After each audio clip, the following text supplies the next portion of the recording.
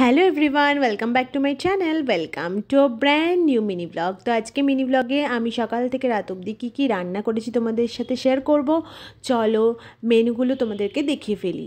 তো মুগ ডাল করব, সেই জন্য ডালটা ধুয়ে ফেলছি। আর এদিকে সবজির তরকারি করেছি, মানে ধরো শীতকালীন যে সবজিগুলো হয়, যেমন ধরো বড়ি, বড়িটা সবজি নয় কিন্তু অনেকগুলো সবজি দিয়েছি, যেরকম শিম, তারপরে পুঁই শাক ডাঁটা, তারপরে হচ্ছে মিটুলি, তারপর আলু, পেঁপে, এই ধরনের সমস্ত বিনস, এগুলো দিয়ে ভালো করে একটুখানি আদা আর কাঁচা লঙ্কা, নুন, হলুদ, তার মধ্যে একটু ফোড়ন দিয়েছি, সেগুলো দিয়ে ভালো করে কষিয়ে রান্না করেছি। এটা হচ্ছে একটা সবজির তরকারি, আর তার সাথে পাঁপড় ছিল, আর এরকমভাবে কড়া কড়া করে আলু ভেজেছিলাম, আর মুগের ডাল করেছিলাম। মুগের ডালের মধ্যে কিন্তু আমি বিনস দিয়েছিলাম, আর গাজরটা ছিল না, শেষ হয়ে গেছে। তোমরা গাজর দিতে পারো, ফুলকপি দিতে পারো, কিন্তু আমার ফুলকপি অতটাও ফেভারিট না। আমি গাজর আর বিনস দিয়েই করি, কিন্তু আমার কাছে ছিল না, সেই জন্য আমি শুধুমাত্র বিনস দিয়ে করেছি।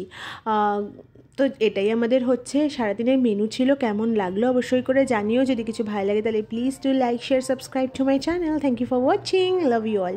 সবাই খুব ভালো থেকো, সুস্থ থেকো। আর নিরামিষের দিনে এইরকম কিন্তু রান্না করে খেতেই পারো। আর আমি কিন্তু এই রান্নাগুলোতে আদা আর কাঁচা লঙ্কা ইউজ করেছি, এছাড়া কোনো রসুন বলো, পেঁয়াজ বলো, কিচ্ছু ইউজ করিনি। তাই তোমরা পুরো নিরামিষ থালি এটাকে ভাবতে পারো।